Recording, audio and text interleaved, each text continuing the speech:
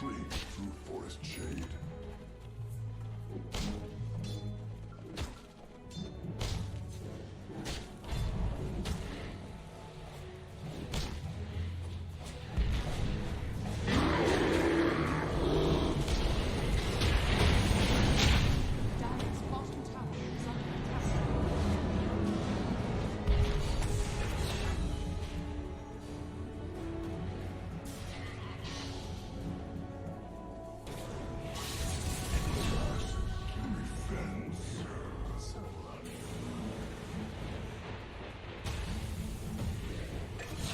Radiant's middle tower is under attack.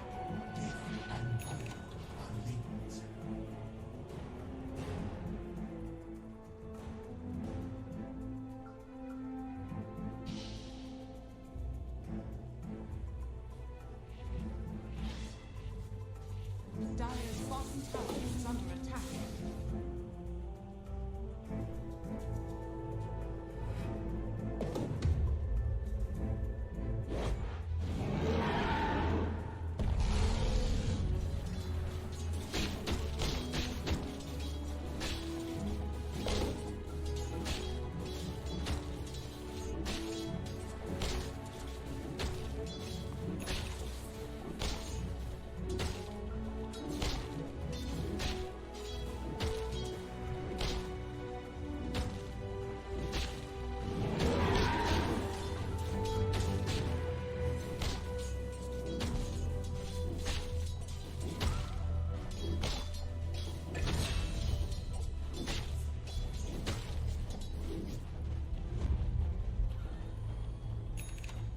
Dire's bottom tower is under attack.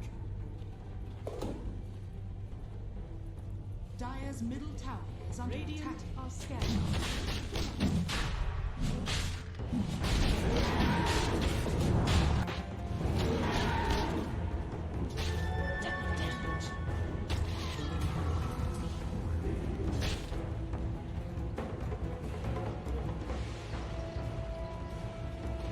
Radiant's bottom tower is under attack. Worthy tribute.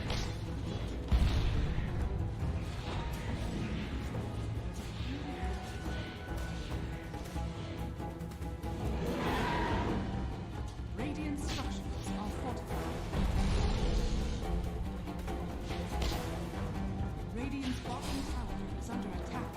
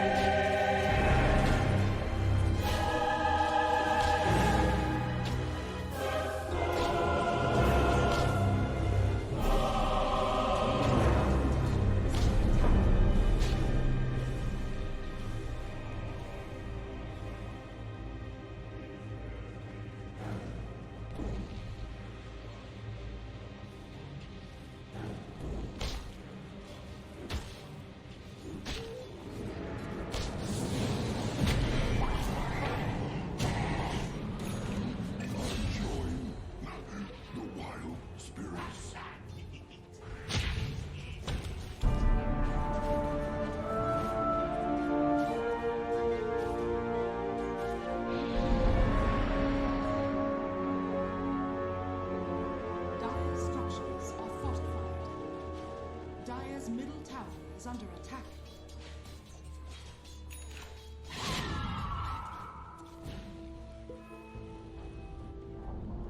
Dire's middle tower has fallen.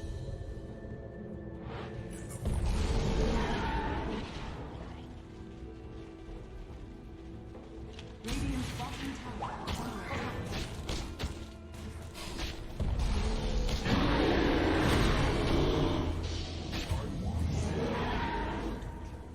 I go now to the river to wash your blood from my claws.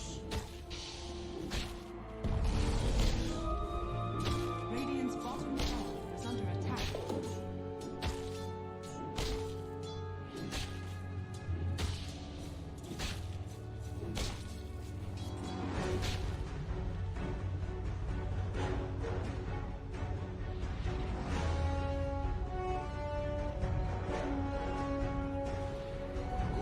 And sweet.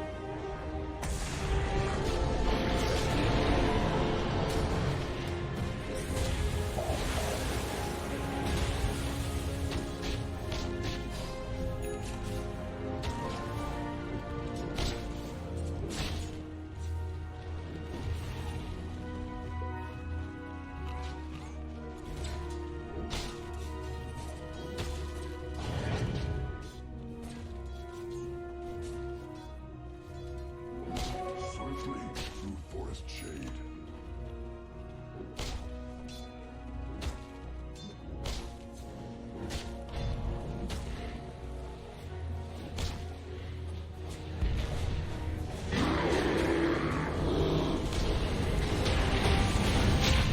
Dire's bottom tower is under attack.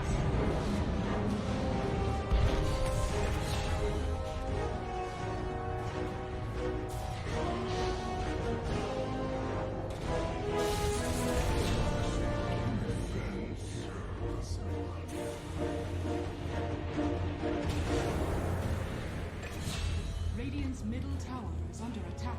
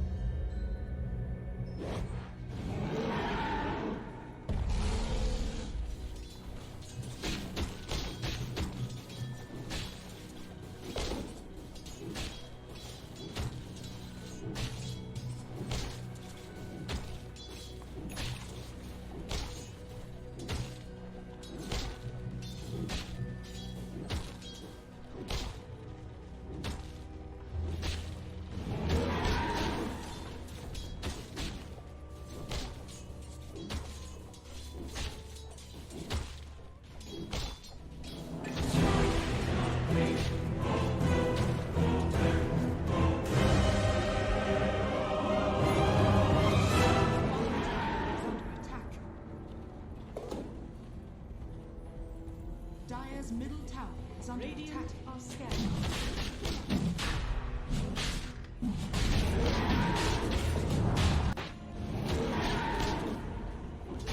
Double damage.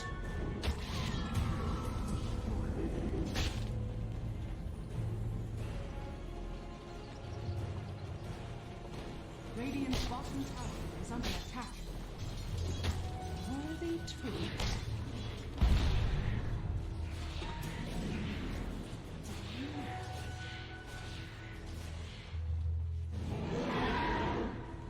Radiant structures are fortified. Radiant's bottom tower is under attack.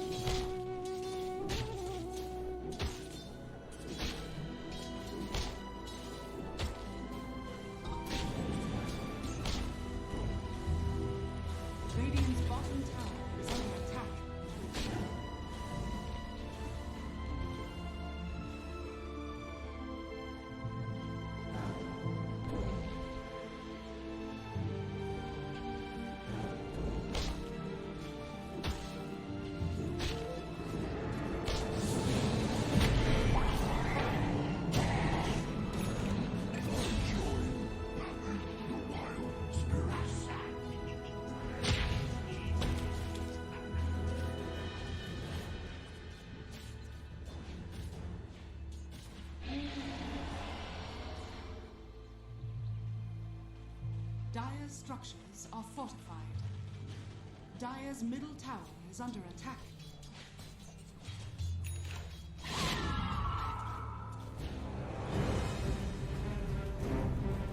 Dire's middle tower has fallen.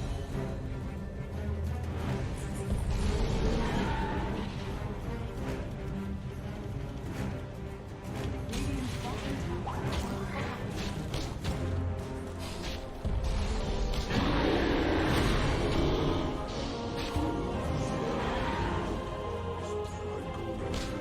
To wash your blood from my claws. Radiant's bottom tower is under attack.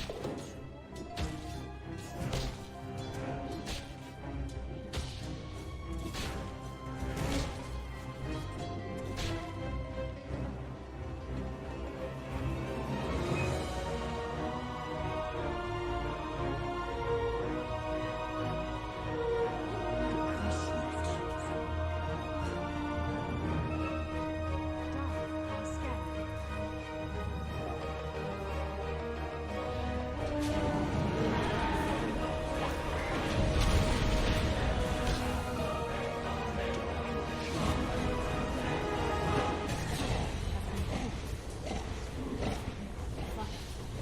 Addiction is very different from assassin.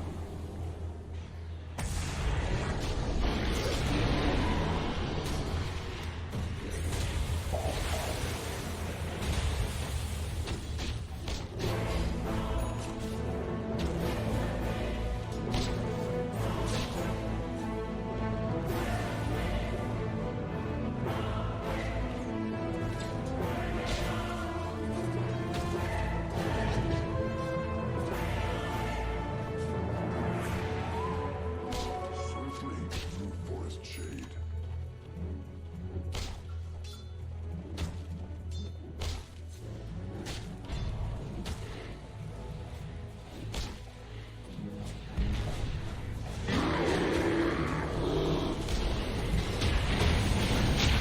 Dire's bottom tower is under attack.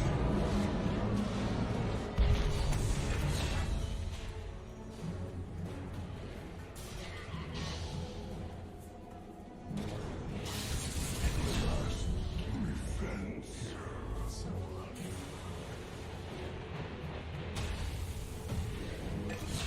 Radiant's middle tower is under attack.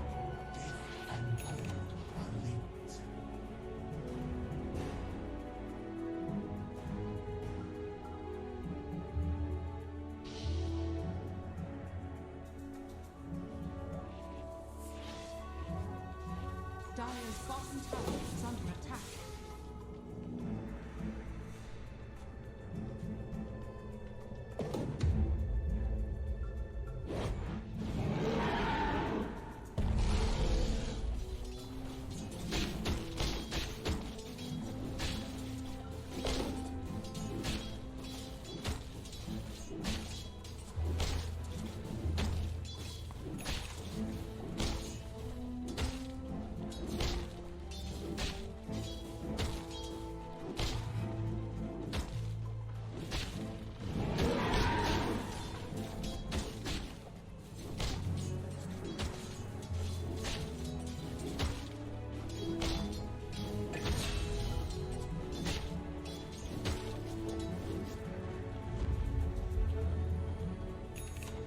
Dire's bottom tower is under attack. Dire's middle tower is under attack. Are scanning.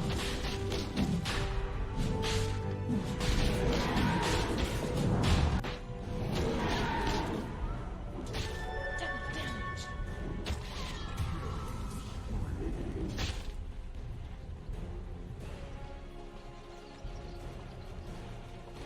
Radiant's bottom tower is under attack. Worthy tribute.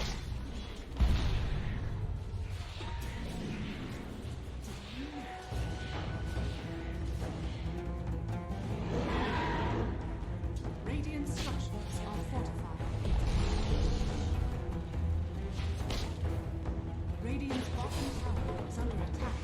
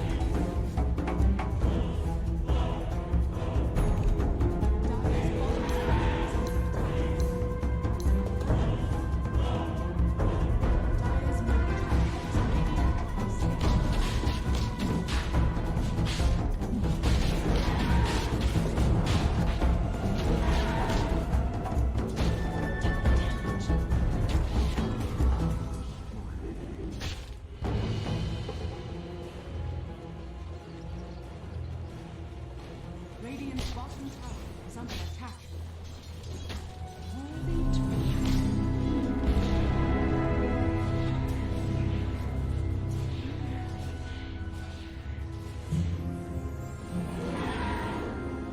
Radiant structures are fortified. Radiant's bottom tower is under attack.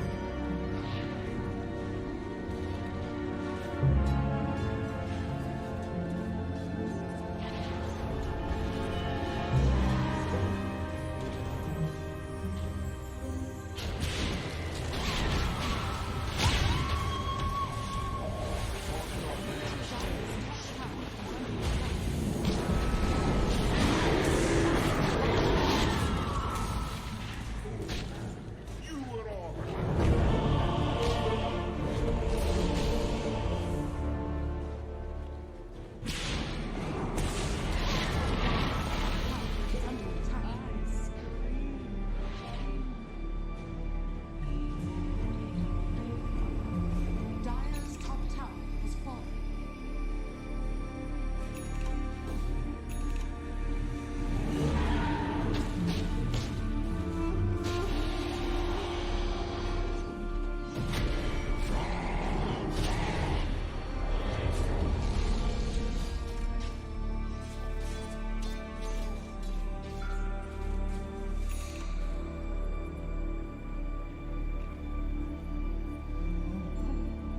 Illusion.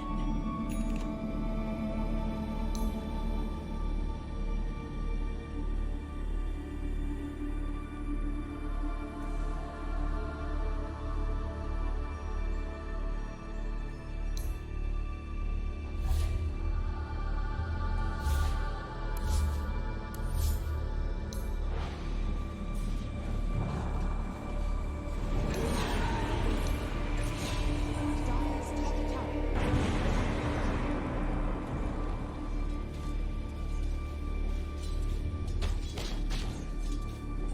Dire's middle tower is under attack.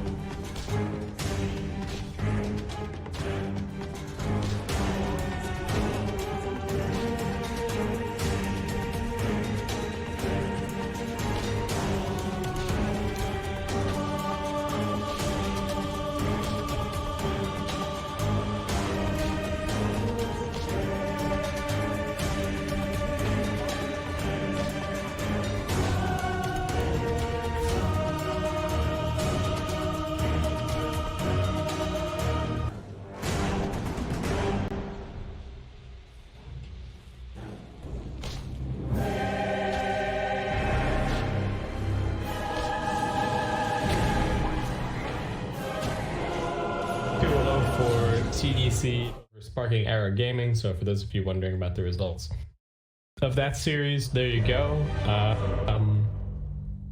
Have we already had this 1v1 already? I don't know. I don't know if this particular matchup is being played. I'm trying to remember back. There is a possibility that I just wasn't the one casting it. We have had a little bit of a revolving door who's who of people casting this event, but somehow I am favoring the Earth Spirit just by virtue of I don't think he's gonna die very easily to anything that techies can do, and I think he definitely has a lot of kill threat on techies who really does not have much of his own. But we're gonna put a mine down inside of the tree line here. I don't know if he's hoping to like bait out a roll and then maybe a miss is what gets him the game here. But it's starting with proximity mines. I'm not sure how the kill rules work for denies. It could be that they count, in which case blast off kind of an unreliable skill, but Earth Spirit with being melee, base damage advantage, quelling blade advantage, could definitely be a yes and just vary any regen that he needs staying against mines and whatnot.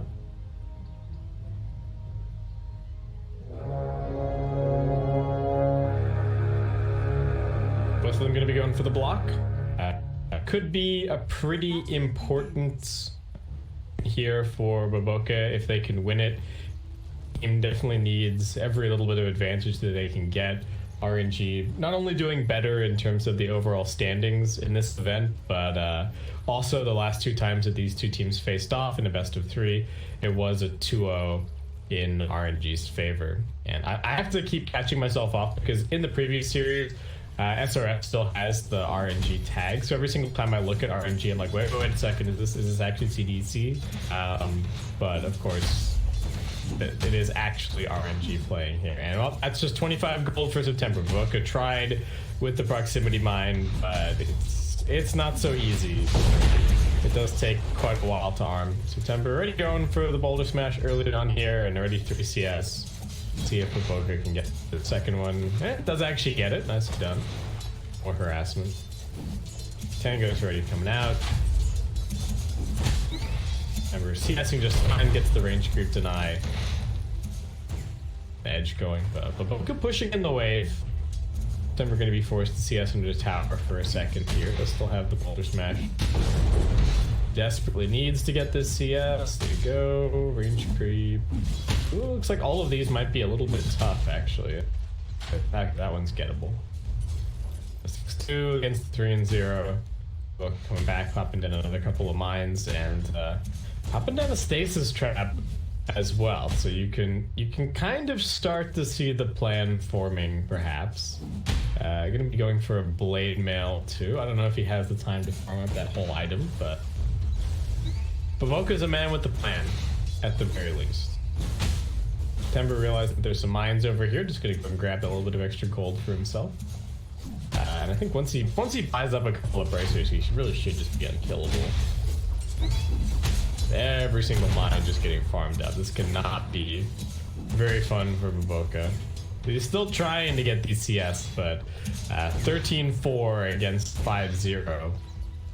Maybe Baboka can win by taking the tower. Maybe that's the strat here. Push in the wave and try and kill the tower with proximity mines.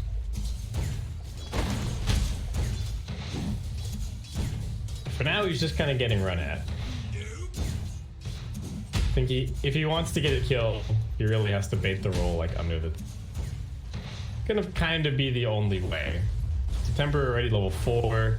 Does seem like Baboka's gonna get it off this next wave. There's not too many denies on there. Shouldn't be too much of an issue. I'm wondering if the players are starting to get sick of these 1v1s at this point. I thought it was kind of cute for the first season. I guess it's not too much given that it's only one like per season or per series that you play, but do you think for some of the players you can see that it is starting to wear a little bit thin? I think there are also other players that appreciate that this is kind of for the fans. It's a little bit of fun. It's not such a huge league, so they're just having some fun with it. Stasis Trap plus Proximity Mount combo that's working out there nicely for Baboka, but a little bit low on the old mana department. And getting out CS'd 23-4.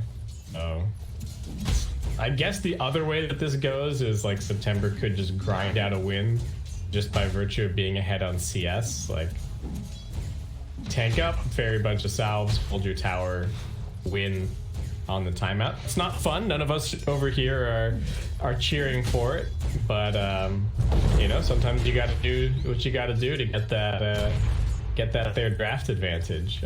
Ooh, Baboka gonna end up losing proximity. I guess that's the other thing, right? Could September just kick his own creeps into anywhere that he thinks that there are mines and just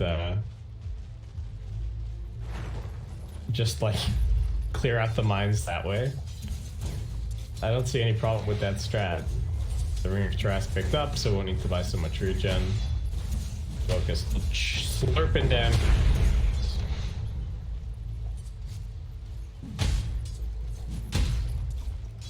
But yeah, is September content to just grind out a win here?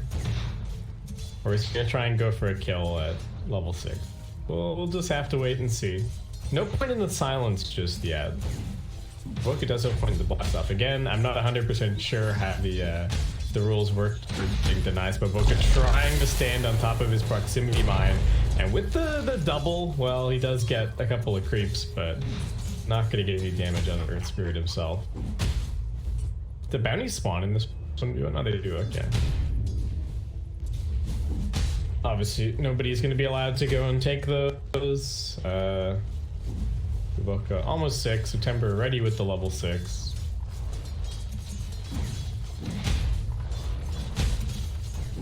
Seemingly content to just keep on farming. Sorry that you guys didn't get to see the SF 1v1 a little bit earlier. I do like the mirror matchups quite a lot in the 1v1s, but had some technical problems prevented us from getting the stream going as early as we would have maybe liked, but at least we've got the, we've got the stream ready to roll for you here. Take the 1K net worth lead in Dire's favor. So I believe that the order, man, and September's even just getting more gold off of killing these mines, but I believe that the order is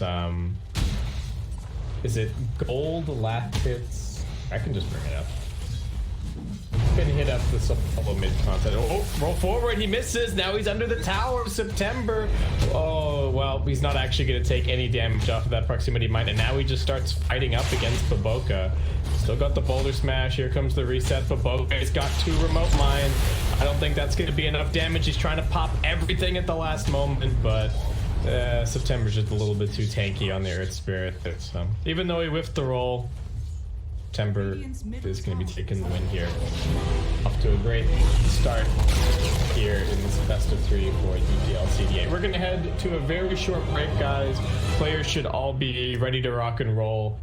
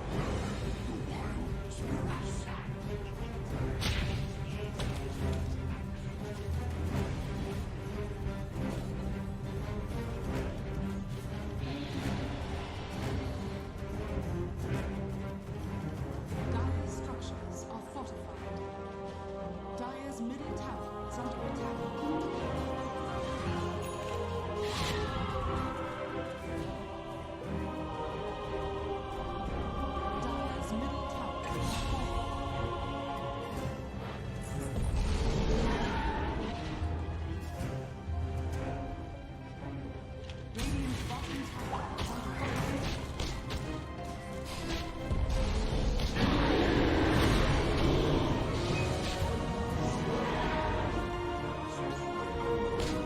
To wash your blood from my claws. Radiant's bottom tower is under attack.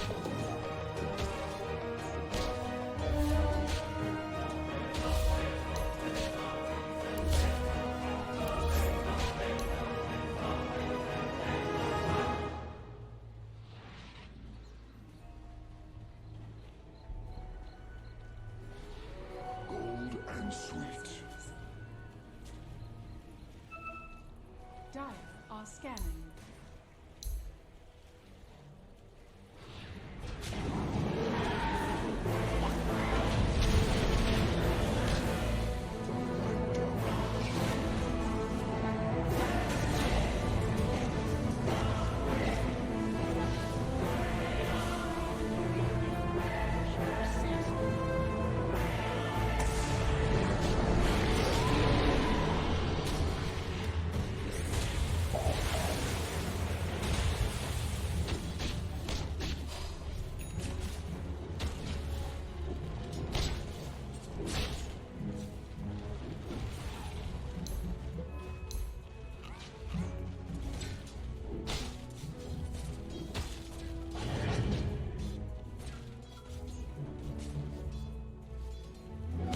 Swiftly through forest shade.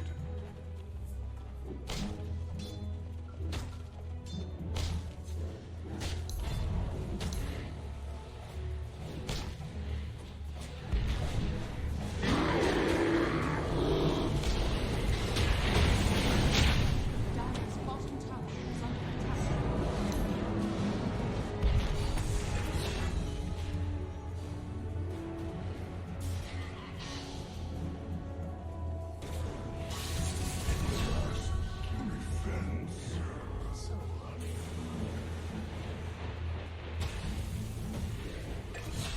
Radiant's middle tower is under attack.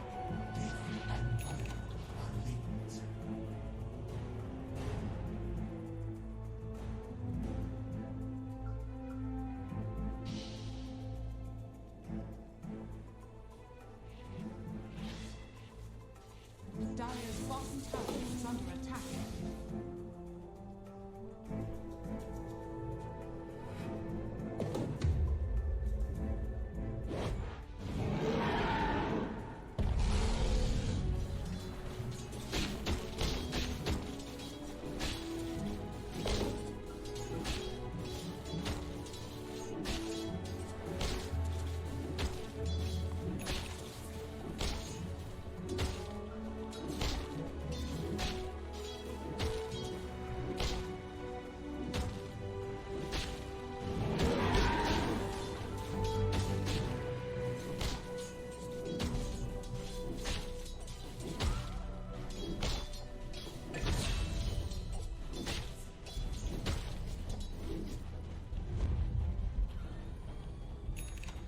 Dire's bottom tower is under attack.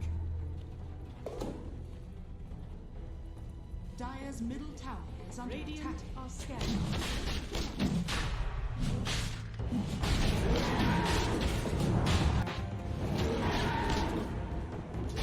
Double damage.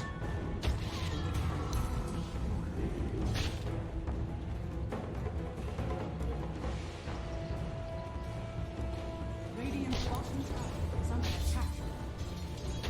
Worthy tribute.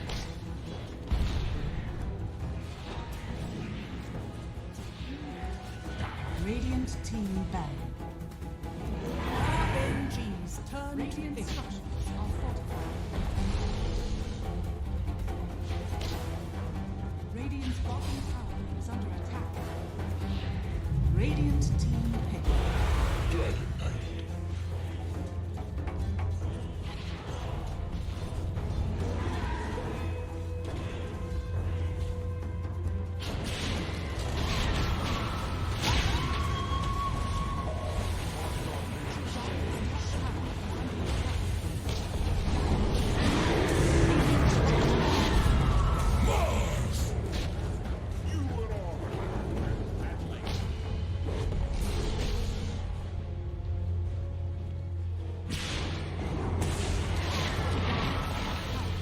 game-winning hero and having him run amok. We'll see if that game plan works for them. They've been on a little bit of a losing streak recently. RNG have been looking pretty good. And of course, I've just talked about 5 seconds remaining. the state of affairs between these two teams in official matches, but the other data point that we have to look at here is where they are in our overall standings here for DPL-CDA. So RNG currently middle of the pack, in 5th place with a 4-3 overall record. So that's 10-6 in series score. ASTER 2-3, so less matches played, still some more room to go. And we do have 7-7 as their individual. So should be an even series, could be 3 games. I think RNG slightly favored just based on the history and based on current DPL-CDA standings, but we will just have to wait and see what the series has in store. ASTER take a little while thinking about this next pick, and they are just going to end up going for the Disruptor. So always a little bit of a gamble going for the Disruptor if you feel like you might not necessarily win your lanes and you might just get run at. That hero is definitely much worse on the back foot than it is on the front foot. Just have to see if they can make this. Guessing. Actually, no. I was about to say that I thought this is going to be the Fade hero. Suppose we'll just have. Do have the Mars. Mars actually has a surprisingly low pub win rate at the moment, but continues to be very popular and quite successful. Though I do think his talent changes ended up being a little bit of a nerf to him overall. Like the damage talent coming down in the talent tree seems nice, but then of course that came at the cost of the strength talent getting moved a little bit further in, and I think you would definitely prefer to have that strength talent as RNG with a very early pickup on this Abaddon. So it does look like they're already planning on a very heavy, just kind of 5-man run at you style. Not going to give SCCC the farming space that he really prefers to have. That's really what looks best for ASTER, is when they get, when they manage to get SCCC on kind of this game-winning 1v5 hero, and then he's really able to just go and farm without having to participate too much. Like stuff like the Terrorblade and the Morphling, that tends to be where they look a little bit more comfortable, but the other problem is that I think teams do kind of manage to punish them for it. So ASTER Venge, I like this. I like having the swap to get heroes away from the potential save of the Abaddon, and I don't know if this is then going to lead us down the path of thinking about something like a Dusa, maybe as the carry, but it does kind of open up the option a little bit. Though the Venge Dusa combo maybe not as strong as it once was with some of the rejigging of Vengeful Spirit's aura and that kind of thing. So RNG, well, there you go, there's the Dusa. RNG just going to go for the Mirana here. So ASTER's cards, they're on the table. How did the Venge aura now is actually got, yeah, okay, so she's got the primary attribute aura now. The bonus attack range though is a nice, does kind of compensate nicely for it not being base damage anymore. So I get still a good combo, though maybe in a slightly different way from what it once was. And RNG, now we just get to see what their concept is against the Medusa. There was once a time in Dota's history where you would say that, something like the Sniper could immediately be coming out here. I don't know if that's still going to be the case for RNG. I think they might just try and play relatively fast and try and punish that way, though as I say that, they take a second to go back for the Morphling, so a little bit perhaps, and does seem like maybe they want to take this more into the mid to late game instead of being on or at least have the option to, instead of being on this super fast clock. Anyway, 1 second, I'm just gonna go blow my nose, guys. I have some allergies, my apologies.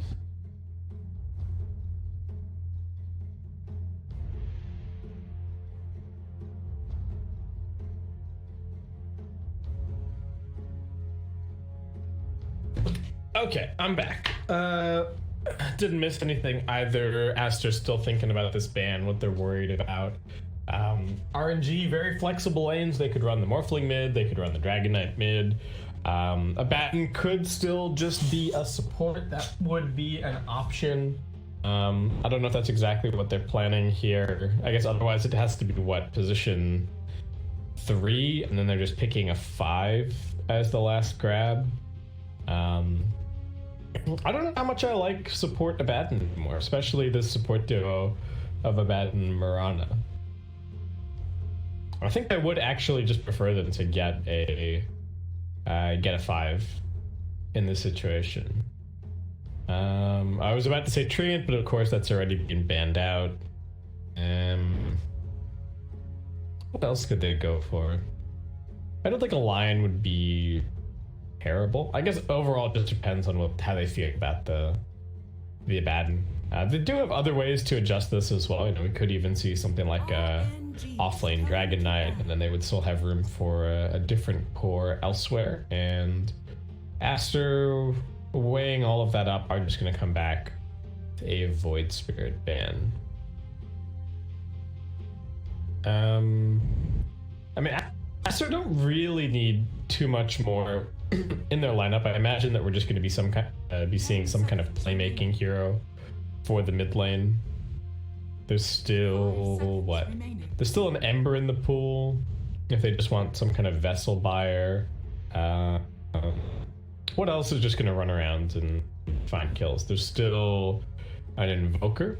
That is certainly something that Qian plays.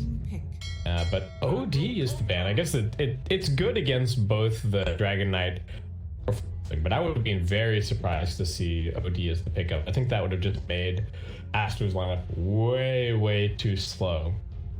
So RNG just going to go for the Kunkka as the last grab. So it does seem... Actually, I don't even know what their lanes are now. They've got super flexible lanes. Kunkka can play off and mid.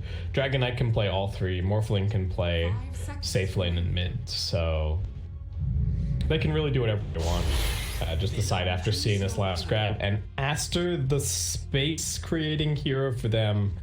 Actually, it's not going to be S-Triple Medusa. It is going to be Qian playing Medusa. So maybe a little bit of a different look here for Aster. They're going to be making space for their mid lane player, having to make space for S-Triple-C.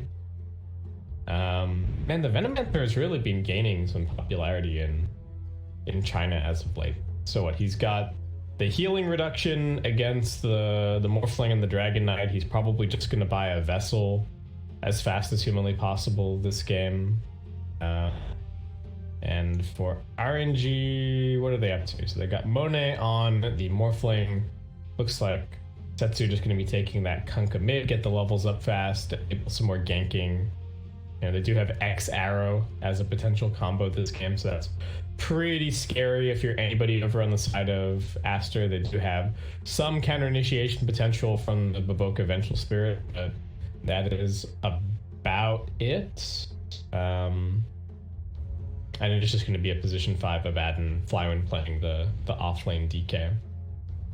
Alright, and what? Nothing too funky for Aster. No, just 4 Disruptor, 5 Venge, 3 Mars, 2 Dusa, and a 1 Venom. So I imagine that this Venomancer 1 is going to be pretty annoying for the offlane team. Monet's got the stupid hat, but he's got other pieces of the set. So this is approved. I don't know if you guys have been following the story of the stupid hat on Morphling. Prepare for battle. Just Monet heading to the safe lane.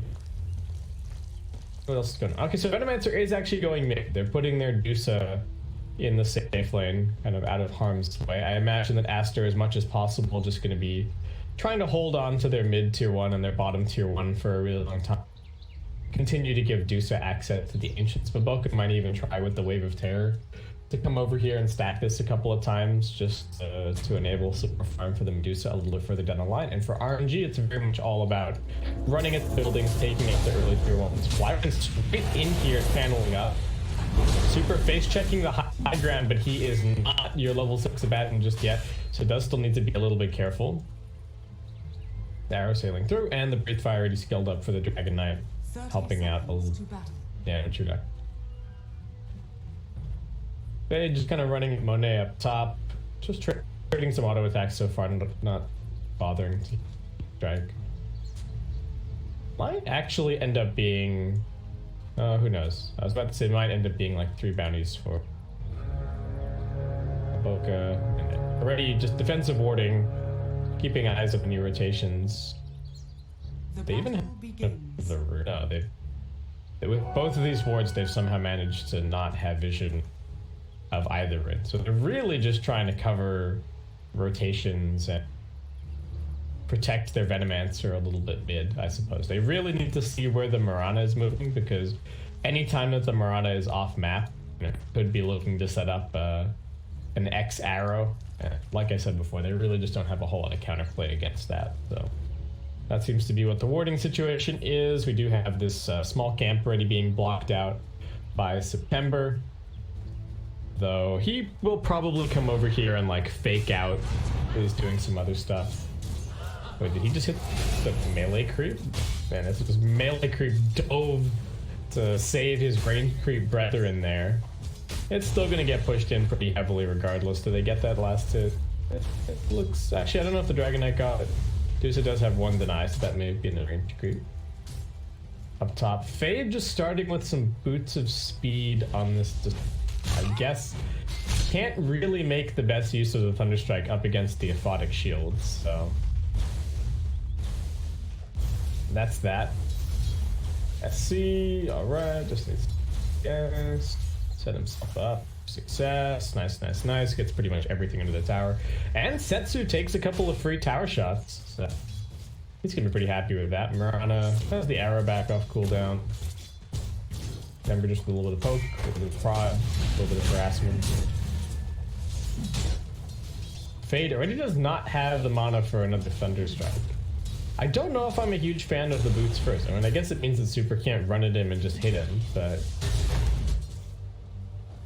I don't know how much value he's going to get out versus just bringing more regen to this lane. Or like, imagine if he just had a Bassi, would they then be able to spam more on the Mars and the Disruptor? XXS fairly defensive build, does pick up a pretty early point in the board, but he's farming well. So maybe this is accomplishing what ASTER were kind of hoping for. Towards trading a lot of damage to the fireworks. December, arrow on cooldown, so Bo3 kind of manning up on him a little bit here. Checking out the auto. Remember, does have Sal. It's still seemingly content to just sit up here with. Lane has pushed out a bit, so only not in the best position, but he does have a waveform over at mid lane. 11-1 against 11-1. Very even on the CS, and the Kunk already starting happy. Harassment. He needs to be careful. There is a spear available, so he waveforms back. Super now going to be the target. The kinetic field, all of the mana being expended from Fate, but it's worth it. They snagged themselves a first blood, and Monet getting forced back to the tower.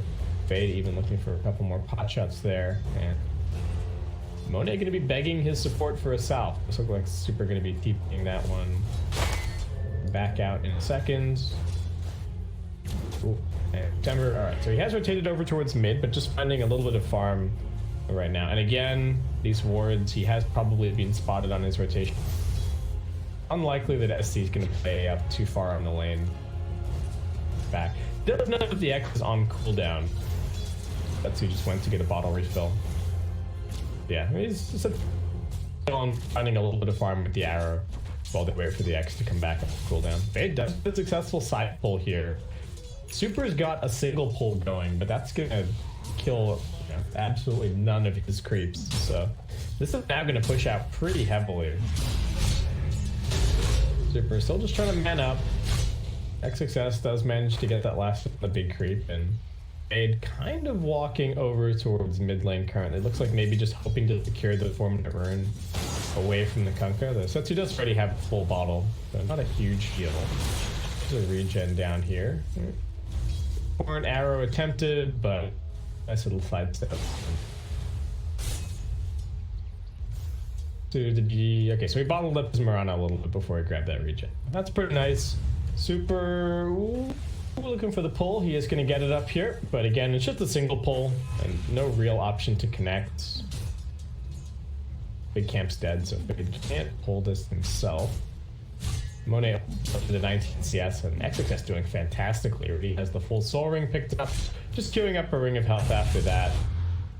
Able to put on some pretty good pressure. They get the X marks the spot at mid, but September a little late on the TP, and Setsu maybe Torrent was on cooldown or something. I don't know why he didn't just X Torrent and then they arrowed on the Torrent. But, well, SCCC is able to just salve himself back up, throws out another Gale, and continues to be a pain in the butt. Bounty spawning, Fade grabs one away from Super. On the bottom side, September does manage to grab a bounty of his own. Been getting plinked a little bit. 22-2, farming nicely. Xian not being too greedy with the build, does pick up an early point in the Mana Shield. Both position 4 is getting very involved. Happenings, the goings on of this middle lane. Oh, this time around, can they catch the arrow on SC? Yes, they can. Does he have survivability? He does have a Fairy Fire, but I think accepting his death. Let's get the Poison Nova out. September might just end up being denied. Fade with one more auto attack does manage to finish him off. They've got the both. Need to land this Torrent. Fade able to sidestep, and that's who no X marks the slot. Just gonna end up being the 1-for-1. Even TP coming in from Super, so Monet kind of getting left alone against the big bully that is XXS, just constantly running at him, spamming him out with his soul ring. What a glimpse back onto Setsu, in fact, into the Gale. He's gonna try for a TP out. Can they keep him alive? They manage it. One heal coming through, and now Fade ends up dying. We'll lose Super's courier, but oh my god, that could have been an absolute disaster for Setsu. That is some faith in your position 5, ladies and gentlemen. Like, imagine if he goes for that TP and then he dies. Then you just have to respawn and walk of shame all the way down the mid lane. That would have been a disaster. That would have been absolutely unmitigated disaster. So very important that they get that. Super just with the 1-1-1 build. September is looking towards a bottle of his own. He's not going to find the ward here. He's right that there was some Jin over here scouting him earlier, and oh, here comes another boat. Oh, here comes another arrow, but not going to land. They do just go for the boat combination instead. They do not even need the arrow to connect. One more touch on SC brings him down. And now Fade turns up with the 1 point in the glimpse. The Boke is also over here. Fade taking some damage. September's got the arrow off cooldown. He's stuck inside of the kinetic field. Torrent is going to buy him a little bit more space. He gets the leap away. There's a glimpse. Setsu looking for the cleave, but it's not enough to kill off Fade, and he tanks tower shots to make that happen. He's got some bottle sips and a fairy fire, so I think he should be just fine. The Boke chasing, looking for another stun. Setsu going to get a nice D ward here for his troubles. Might just use the X to go and get some full HP and a bottle refill. Or is September going to TP out too? Alright, so September TP's out. Create a spot. Get the bottle refill going. Nice. Drag there with the Elder Dragon form at bottom. Since they've been applying so much pressure mid, DK's actually kind of gotten some more room to work with down here. And he's zoning back the Dusa pretty effectively. And getting some damage on this tower. This is kind of the problem with the Venomancer pick. The Venomancer pick is actually drawing attention away from making sure the Dusa is doing alright. I guess she's still free farming. The fact that they've got these two supports camping mid, I think, is slight cause for concern for ASTER. But again, the prime directive for ASTER in this game is hold this tower as long as you can, hold this tower even longer, and just make sure that Dusa farms. And so far they are doing pretty well on the last hits. All 3 lanes going nicely. Especially XXS. Have to the man. This Mars is doing fantastically. Monet just picking up a Morbid Mask so far. This looks like he's going to be going for a fairly greedy build. We've already got some little stacks being set up for this Medusa. And actually even more stacks being set up by Waboko. September coming in here looking to scat it a little bit bobbled. Fade gonna hold on to bottom, so at least the nice thing here is that XXS with the start that he's had, he can kind of be independent over on top, and they can commit all of those resources to defending elsewhere. September getting stunned up, does manage to leap back to Super, who keeps him alive. Still, the battle of the D ward continues on the mid lane. Both teams trying to establish control. Neither one of them really having a great time. Look at this ward from ASTER. I think this ward tells you everything you need to know about the mentality from ASTER this game. They are not planning on crossing the river. They are not planning on being aggressive. They are really just planning on holding down their jungle as long as humanly possible and having the Medusa 1v5 later on. And for RNG, they're going to take these towers, and they've got their Morphling as a little bit of an insurance policy. Monet even coming over here to grab a bounty, taking some time out of his busy schedule to secure his own farm. Setsu's just been farming the jungle. I don't know exactly what build he's going to be going for, if he does consider like a greedy Radiance or something like that. The Glimpse has already been used at bottom, and Flywind, even with the Poison Nova, still tanking pretty nicely. Yeah, Triple C going to be the target. Does get caught by the X. Here comes the Torrent. Do they also have the Arrow? Yes, they do. Do they have any way to help this Venomancer? Boat also coming in, but success with this haste not lasting too much longer. Glimpse coming back off cooldown. He's actually got the mana, so Fade with the stick charges. Gonna bring Flywind back into the spear, into the kill. They also find the follow up onto Super, but I think he should be okay. As I say that though, Booker with the swap actually gonna set up the secondary kill for his team. Both supports having the need to make these plays, and ASTER make a very successful defense on the bottom side of the map. I mean, not even really a defense. Oh, Fade. Oh, well, okay. He's alive, but only barely. Monet really putting the pressure on him, and is just straight rushing to E-Blade this game. Deuce now TP stop. Are there stacks here for him to clear? Okay, there's some stacks. Okay, this kind of makes sense.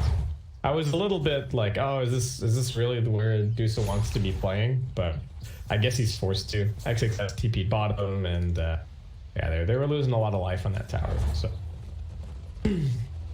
Chion is just going for a Mask of Madness build thus far. Gonna be going for a Manta after that. Setsu still has not shown us what his item build is going to be. You don't really want to buy Armlet against Venomancer. I think he might just go like Shadow Blade first. If he's feeling really greedy, he could go for the Radiance. He's had a good enough start, I think, where he could maybe get away with it. Ooh, Monet gets the tower up top. Can they find the kill on him? Gets the waveform forward. The Moonlight Shadow is there. Do they have the vision? They didn't glimpse him back into the Static Storm kinetic field. I think he might still be dead anyway. But all right, not the best spell usage there from Fade. But you know, no harm, no foul. They got the kill. Flywind is going to go pressure this tier 2, and after making a somewhat aggressive play here, they're going to use the glyph just to prevent the wave from being pushed out. Setsu immediately gets free of the spear and does have a ghost shift to try and find a turnaround. Super with the ultimate, also living a little bit longer. Setsu, I think he wants the X mark spot. They land the arrow onto the Venomancer. Needs to pop that Poison Nova. It's just on the 2 supports. They're still diving further and looking for this Kunkka kill, but the both pop along with his Sanj, keeping him alive a little bit longer. They are going to get the glimpse back over onto the Morphling. Flywind now trapped inside of the arena versus 4, and won't be able to do too much more as XXS also brings him down. They're looking for Super. Glimpse is off cooldown in a couple of seconds with the vision on him. Only for a little bit. Super still juking. Looks like he might actually escape at this point. Maybe a little bit too fast. Oh, it pops the smoke. Dire's top All right. has fallen. Good read. I think he would have died without that smoke. But they do end up losing the top tower. Medusa able to clean it up and sitting pretty, #1 on the net worth. Venomancer still just building up the vessel. Kunkka, so is going for just a straight up halberd as the first item. September's going to be going for a Yules. I mean, if Adam's got some tranquil, he's going to have to be happy with that for now. Does seem like Monet is still intent on grabbing this first item from the E-Blade. Flywind going to be going for a blink. I mean, so as far as ASTER are concerned, I think this is still looking like it's within parameters. Game looking fine. Win probability now starting to favor them slightly, but it was very even all the way up until this point, and I think that's mostly just off this little XP and net worth lead that they have managed to fall through. Monet coming in here does manage to snag a couple of these creeps for himself. Needs to be careful. I mean, relying on Super to help him out. ASTER brought everybody to the party. Monet, there is going to be a glimpse. And that Morph not really helping him out as much as maybe he would like. But Boca also going to swap in the Abaddon into the Stone Gaze. Flywin, I think, also just accepting that he's going to be brought down here. And ASTER making sure to bring everybody to this farm party. Works out great. And 3 kills.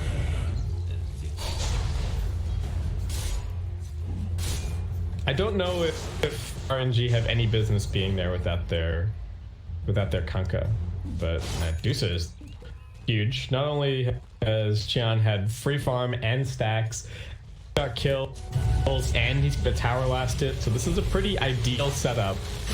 Give the Medusa this game. And let Shadow coming out. Boca with the swap back. That lets SC get in range to land this Gale, and Setsu, I don't know how he gets out of this one now. Looks like just a TP is going to be enough. The Temper goes and grabs the bounty rune quickly. They didn't have any more interrupts.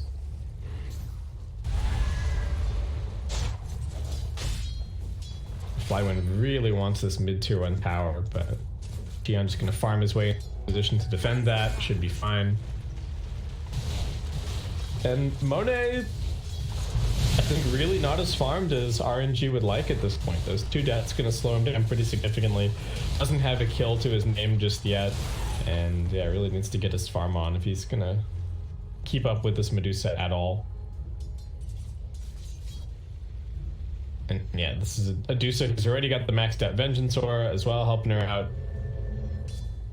Vent is really the perfect partner for Medusa. You've got minus armor, you've got a way to move her around. You know, she's not as slow as she used to. Still definitely a slow hero. And yeah, the Vengeance Aura gonna be pretty nice.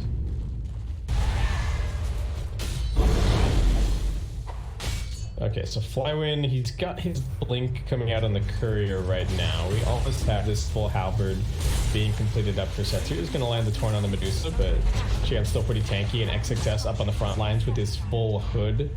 Insanely difficult to bring down, especially with the support duo that they've got. The Abaddon and Mirana just really not bringing all that much damage to the table. They are trying to focus on the XXS, but like I said, he's a tanky boy, and Flywin not looking all that tanky against the Vessel, against the Poison Sting. That Dragon's Blood regen doing absolutely nothing for him, and ASTER just sitting here as a clump. Baboka even picked... Man, this Vengeful Spirit is farmed. Baboka picking up the Helm of the Dominator already, so just walking around with the Swiftness Aura. He's got the bonus damage as well for his team. So there you go. They can take away his Vengeance Aura, but he can still build it up. RNG looking for a catch, and this is not the full ASTER team. SC only just barely sidestepping a Torrent. September still hot on his heels, is going to be able to land the arrow. Is that enough to get them close for the X? Zetsu's just getting kited around in circles. Poison Sting, a real pain, and SC kills 2 couriers for free with Plague Wards. Hello? What did he just get? He just got like almost 1,000 gold for his team there, just off of those 2 courier kills. And now they're up 6k net worth, heading towards 7.5k experience, and the win probability definitely reflecting the way that this game is going. Man, are ASTER just gonna walk to this win with their Venge Dusa? They didn't even have to even do that much setup for it. I guess they just saw like the slightly greedy, you know, maybe the slightly greedy support picks not being able to punish a Dusa, that seeing the lineup was a little bit lacking on damage perhaps. I don't think this is supposed to go quite this well, but props to ASTER for, you know, making all of the right moves, and I feel like RNG kind of getting punished a little bit for not bringing the numbers to some of these early engagements. Now ASTER is smoked up.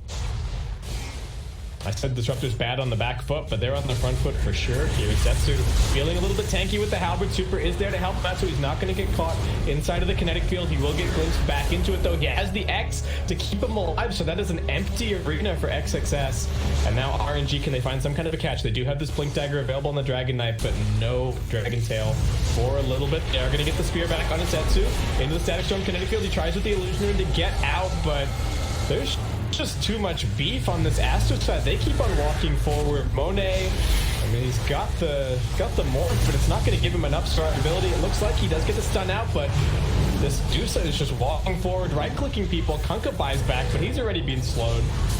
The Temper needs to be denied. He gets brought down. XXS is still just walking in. Mega kill already for the Mars, and the RNG, another nice little Ek play from Setsu is going to keep him alive. Morphling buys back into the game. Oh my god. That is not what you want to be seeing if you're RNG. And are they even going to get SCCC? This poison touch slow is just way too much. Monet's game is now ruined with the dieback. He knows it. Everybody knows it. GG called. Dusa picked. And a sub 20-minute win for Aster here in the first game. If you showed me the draft, I would have never believed it, but there you go. For all my talk, and asked.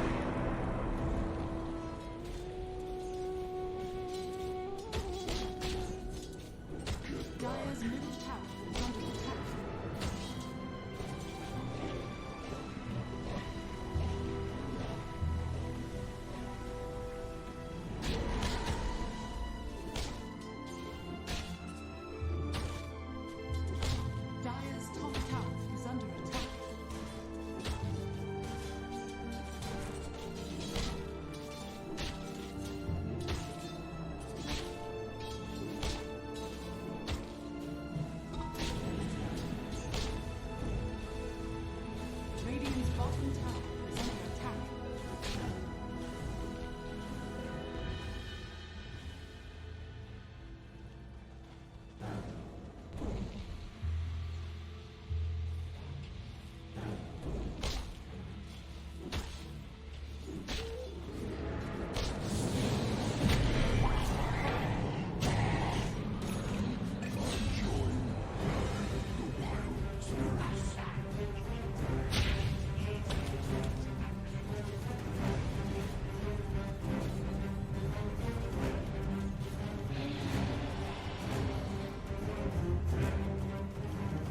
Dire's structures are fortified. Dire's middle tower is under attack.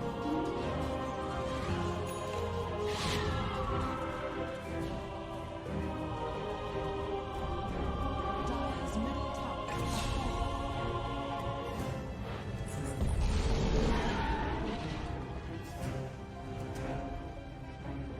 Radiant's bottom tower is under attack.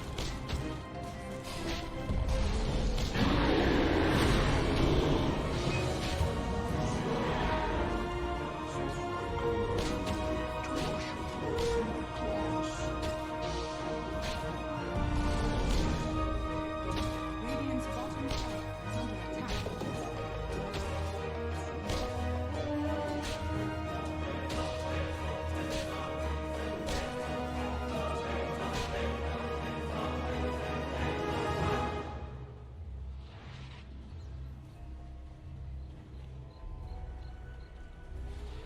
Gold and sweet. Dire are scanning.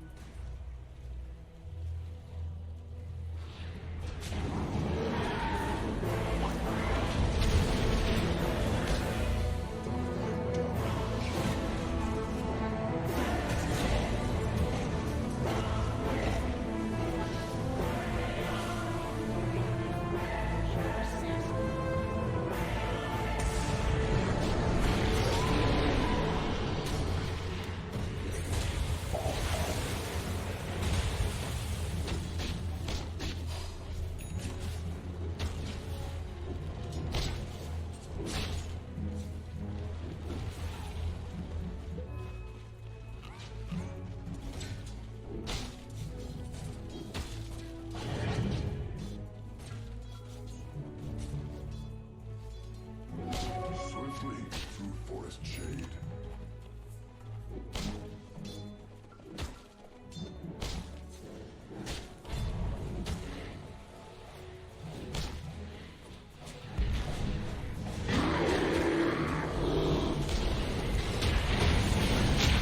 Dire's bottom tower is under attack.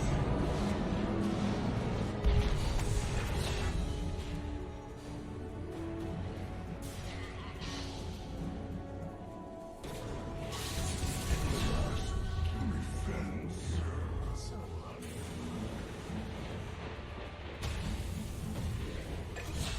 Radiant's middle tower is under attack.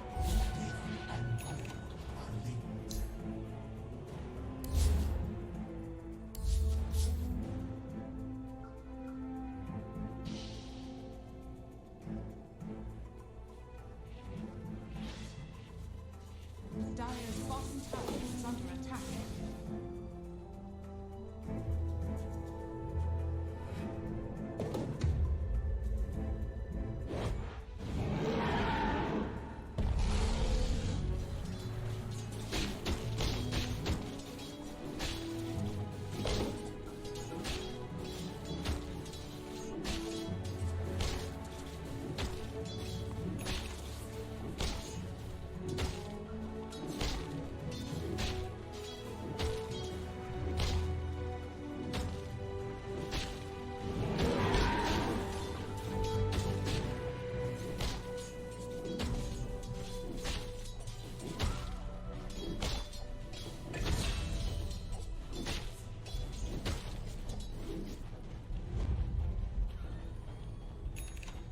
Dire's bottom tower is under attack. Dire's middle tower is under attack. Are scanning.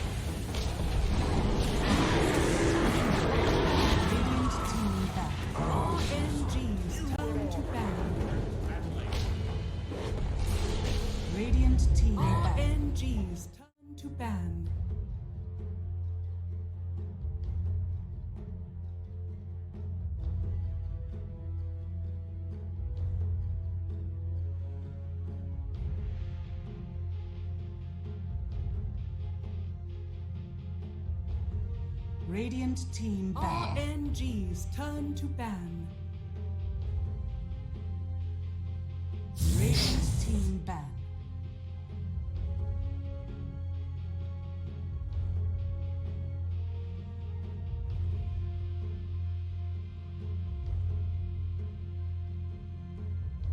Blink and you'll miss it, folks. We're already back for game number 2 here for the DPL-CDA League.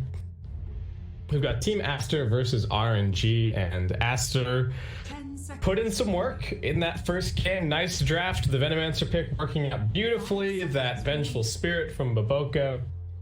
All over the place, making plays. They thought that they could just run away from the Venomancer. They could not. And then Venos sustained damage. I don't even actually, can I still see? I've still got the stats up for the previous game.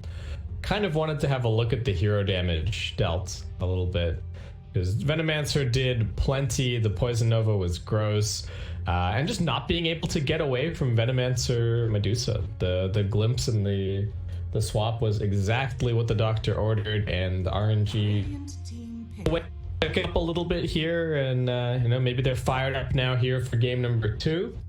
We'll just have to see. Our bans are almost exactly the same, except for this Mars ban that of course did not get banned in the previous game, and the only difference therefore is that AA has not been banned. Other than that, we have 7 out of 8 of the same ban here, and ASTER, so they're not going to have the last overall pick of the draft, but they are still over on the Radiant RNG.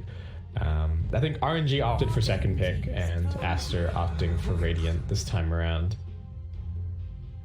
Actually, no, yeah, it must have been, yeah, ASTER had selection priority this game because RNG had selection priority in the previous game, and oh, there you go. Fade just going to pick up his Rubik right at the very start, keeping the draft kind of open from the word go. There's still an Ember in the pool, so we've got like a Connell Ember combo available if somebody wants to go for it. RNG, what else could they consider here? So there is still the Dragon Knight. It's a staple for them. It is something that ASTER also play. So, all right, they're running back the Dragon Knight. Flywind did not have a great game in the previous one, but, you know, bygones have to be bygones. They still have to believe in the hero, at least somewhat. They had a 100% win record for the month on the Dragon Knight before that last game. Still going to be 8-1 now. They've still got the faith in the Dragon Knight. It does still do a lot for you. Hasn't been as wildly popular as it was, you know, sort of in recent memory. There was, if you think back just a couple of months, we were in a world where Dragon Knight was just like first pick ban, must be picked every single time. Not quite the situation these days, but DK still definitely seeing some popularity. ASTER just gonna go for the Beastmaster. This is a very potent dual lane at this point with the Beastmaster. Rubik should be able to put on some good pressure. Internet version gonna have to be a little bit wary, and this does already start to restrict the pool of carry heroes that Monet can kind of play. He can't play anything. Can't play anything too greedy. Otherwise, his lane is just gonna get run over by this dual lane. So already I don't know what they go for. If they just want to take the approach of like, all right, just pick a hero that is still kind of greedy but is just going to get the level 5 and then ditch the lane, they could just try and play like a Terrorblade in this situation. Then you're decent against the Beastmaster with the reflection. Does farm pretty fast in the jungle, but yeah, that this Beastmaster could prove to be a little bit of a problem, and it's still, with the Beastmaster on the table, ASTER at any point could turn this lineup into like a very aggressive pushing kind of setup. So that's definitely something that they have to be a little bit worried about over on the RNG side. I mean, they have okay B push so far, nothing ridiculous, and Unka just going to be the ban from ASTER. How are RNG going to read into that? They're just going to get rid of the Venomancer this time around, not willing to play against it in a second game. Radiant team picked. And now what? Are they going to take Nyx? No, they take Enchantress. Okay, so that's their answer to the Beastmaster. They're gonna just try and steal the boars. Beastmaster can still just play. It's not as strong and it's not as much pressure, but you can just play like Axes builds instead. I have seen it done. It can work. But yeah, RNG really focused on trying to take down this Beastmaster with their draft. We'll see if this just ends up working as a draft for them. I haven't been in Enchantress in a little while.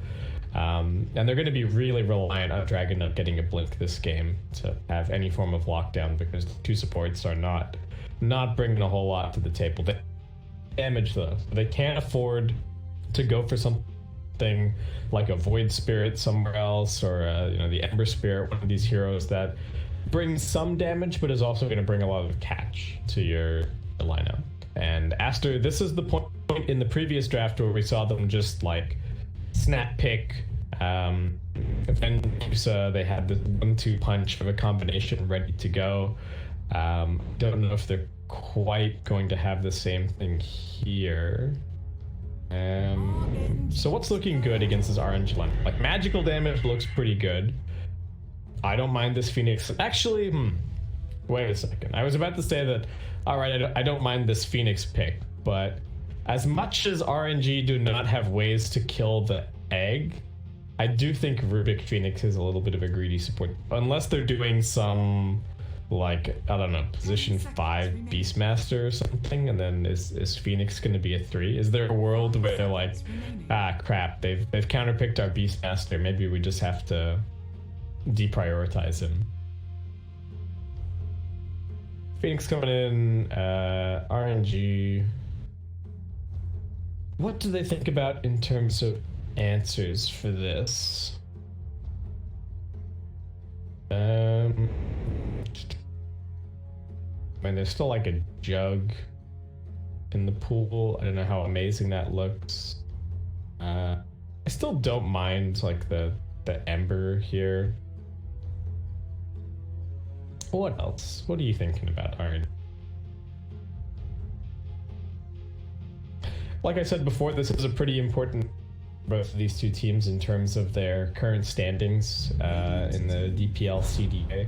For RNG, they're currently 4-3, so this win would bring them up to 5-3. That would tie them up with Vici and kind of put them within range of even the top dogs currently. EHUM 6-0, IG 6-2. So EHUM might be a little bit out of reach at this point, but RNG away here, they could still maybe land among the top 3.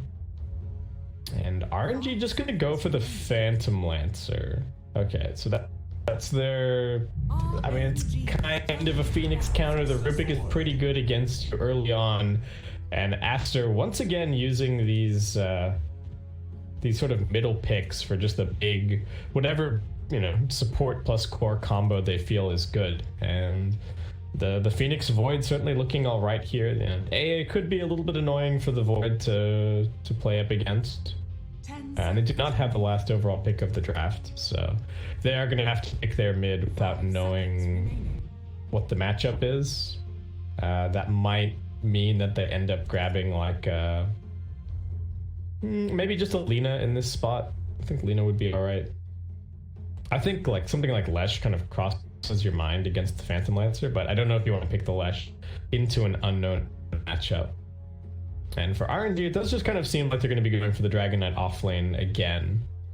I guess what DKA and then Enchantress is trying to play against Beastmaster. And then yeah, whatever they think is the right hero for mid against whatever Aster pick, but they're going to get to see the Aster pick first. That Lash does end up getting banned, so RNG still wanting to protect their Phantom Lancer, wanting to give Monet a little bit more of a game than he had in the previous game. And it's funny because in the previous draft I was talking about like, oh, Team Aster, they're really so focused on trying to give FC this perfect game, giving him the 1v5 hero. And they made me eat my words. They gave him the sacrificial role by putting him mid as the Venomancer. Qian was really the big, going to be the big carry in that previous game. And they didn't even need him to carry that hard, to be honest. So OD And ASTER. What are they gonna go for? Could they just like Pugna here? So is there a world where they just Pugna? I'm down to see a little bit of Pugna. I don't know if that's gonna be what they opt for, but I would not complain. What else? What else could they pick? I mean, the classic is Void Invoker, but I really don't think Invoker is the call here. And it does just end up being an Ember. Okay, so pretty good almost no matter what happens. And RNG can try and counterpick this guy, but you can only counterpick Ember so much. I don't know, what's like the crazy pick for RNG here? I think the crazy pick is to go for Silencer mid. Like it's actually pretty. It's annoying for the Void. It's annoying for the Phoenix and the Ember, but no. It was always just going to be a dream. It is just going to be the Void Spirit here. So this is a pretty skill-based matchup from what I've seen. I think I've seen solo kills going both ways in this matchup. Like if you get chained at the wrong time as the Void Spirit, you're in trouble. The Ember needs to be careful with his Flame Guard and not getting caught by a Remnant and getting dragged into tower and stuff like that. But right, this is more of what I've seen recently from ASTER with SCCC on the Void, and yeah, Qian playing the Ember. I guess, Void Spirit also looks okay here. He's can get the Aghanim Scepter built up. The Silence gonna be pretty good against the ASTER heroes. I do need to see how this Enchantress pick is going to work out. And I guess the other kind of question mark for ASTER here is they've got this very greedy support duo. Like a 5 Phoenix and a 4 Rubik are not going to do a ton for your lineup if you fall behind in the early game. So this game might mostly come down to like a roaming battle between the Ember and the Void Spirit. Neither one of them is just going to sit in the lane and try and take the other guy's tower. So whoever makes the more successful rotations is really going to get his team pretty big advantage going into the mid game, and even enabling like the offlaners. Both teams have kind of similar setups, right? Like relatively greedy carry, very mobile, active, aggressive mid, and kind of a like objective building taking offlaner. So if one of the mids gets off to a really crazy start and they start like enabling their offlaner to take a lot of early towers, even the similarity extends even a little bit further, I think, to both support, like both teams. The supports don't really do a whole lot by themselves, or they're supports that aren't going to do a whole lot if their cores are having a bad game. Like in the case and the Enchantress AA, I don't think they're gonna lose their lanes and just be able to be like, oh yeah, don't worry guys, the two of us will just team up and we'll go get some kills together, right? That's not the kind of heroes that we have on either side. ASTER, what are we up to? Just trying to scout the lanes, I suppose, right at the very start.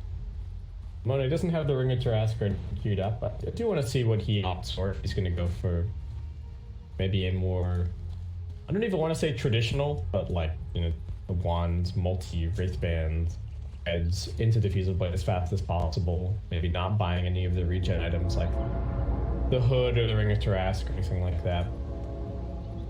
Oh, yeah. App was captured quickly, and it does seem like RNG just gonna get both of the bottom bounties. 30 seconds to battle. So I think we need to pay a lot of attention to mid lane this game. And I think we need to see how this mid lane plays out. I'm curious about the matchup, and I really think that the implications of whatever happened mid are gonna ripple out and butterfly effect into the rest of this game. The battle begins. Okay, wait, did Super just get a D ward? He did. Super running forward, gets the immediate D ward. Alright, so maybe a little bit of an edge for Tetsu here in terms of the rune control. That could end up being pretty important. Faye just hiding around a tree. Fade Bolt. Harassment in super early on. XXS. What is he skilled up? Nothing just yet. Bo3 grabs the outpost back, and mid lane actually gets pushed under the tower. Xian does get 2 out of the first 3. Can he also get this range creep? Yes, he can. Alright, so Setsu now gets his opportunity to prove his CSing skills under the tower. He does have the Resonant Pulse, so going to use that to secure this one. Ooh, but the Ember gets the deny there. It's still going to be good. It's still alright. I mean, sucked losing the range creep, but... Actually, yeah, so now he doesn't have level 2 just yet.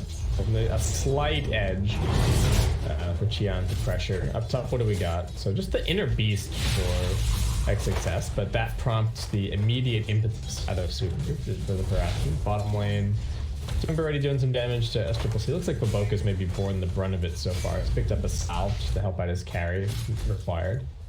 As Fade actually taken quite a bit of damage here. Looks like maybe just getting lanced. I still want to watch mid.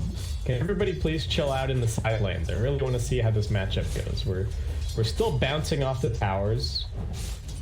Pretty standard skill build so far on either side.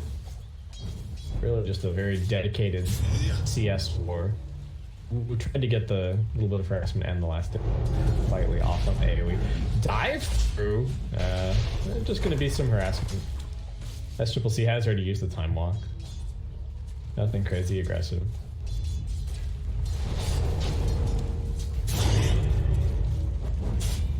What's happening there? There's lots of tower involvement in this lane. That is for sure. Still very even on 6. What is this board doing here? Hello? Well, what? Why do we have a boar mid? Man, everybody is like, yeah, mid lane's super important. Let's just do mid lane stuff this game. How did you just send a boar mid like this? Has he shared control with Qian? Is that what's happened? Is he like half playing Beastmaster, or is XXX actually microing across 2 lanes currently? I somehow get the feeling that he shared control with the Ember, just based on how this thing is moving. Ooh, now XXS getting gone on somewhat up here. Super's kind of low though. He's got a Fairy Fire. They get the lifts back. This Ghost. Big problems, and that is going to be Monet picking up the first blood. And Fade wants to keep on fighting. Does have the creep right here. There's no doppelganger or anything, so this is still good damage. Fade's still chasing him. Gets into the tree line. He should be okay. As I say that though, this boar is still hot on his heels, and Monet, all right. Rushing over to the Rubik. Fade Bolt comes back off cooldown. Fade is going to get this kill. The board, he is still a little bit of a turncoat and just switches over to now attacking Fade, but he's going to be okay. Back to mid lane. 22-0 against 20-1. Spamming. Qian has gone for a point in this very chain, so give him some kind of an opportunity. What are we going build wise? Ember's just going for his urn. Setsu has not shown us anything just yet. Has been XXS getting gone on once again. These boars are not his friend. He opted for the second point in the Call of the Wild, and Super gonna put that to good work in bringing him down. All right, we're just constantly trading kills. Battle for the 4-minute bounty rune. Everybody's using their spells, but it's actually on the other side. So it seems like Setsu is gonna be one to claim it. Fly went all by himself down the bottom, but he's already got a bracer picked up. You know, it seems reasonable. Actually, SCCC not farming that well down here. 17-5. Does seem like it's getting pressured a little bit. Preparation. Timber's still sitting on a couple of mangoes. All right, XXS walking back to the lane once again. He is sending another boar mid. I really thought that this mid lane was going to be important. I did not in a million years think that they would just be sending boars mid to try and win this lane. I guess the world that you live in against the Enchantress. I guess Monet's not farming that much better than the Void either. But he is getting some spells. Ooh, Setsu still running. It's going to buy him a couple of free hits on Qian, but starts to become less relevant now as Ember gets to level 6. Fade did manage to grab the bounty rune. Super chasing after him. Maybe this coming back off cooldown. A few more hits to the back of the head, but Fade does have the boots, and Qian coming in looking for the turnaround does get the chains out. Will be brought down. Must train harder. That's really nice for the Ember.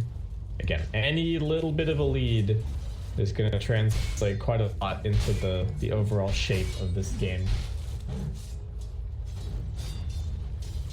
Setsu just goes and grabs his bounty. TP straight up top again from the Enchantress. Success. What's he hoping to do? Maybe just go in jungle a little bit. Dive through, but both Flywin and September pretty healthy here. As Rubik going to come in looking for the bottle refill. They are really doing everything that they can to make sure that Xian has a good time. And they're trying to make sure that Setsu doesn't get an action burn. I don't think he cares too much given that he's got the full bottle, but Xian is going to be able to grab himself an arcane. XXS has already given up on top lane. He's just jungling at this point. I'm going to go work on his Necro book. SC is just looking for some treads. Don't know if we're going to be seeing. Do you go Mask of Madness this game? Do you just go like MOM, Maelstrom, Star? Setsu follows it up. Good TP in at the right place at the right time. And couldn't quite get the time walk off. Very nice gank from RNG and Setsu. I was about to say Setsu strikes first, but I don't know if that's true. And ASTER already looking to activate their Ember in the exact same way. Maybe can grab a couple of earn charges. Monet jumping forward aggressively. XXS takes that as his cue to just go TPing out. I think Fade and Xian might still try this, but they might just have to settle for the Enchantress kill.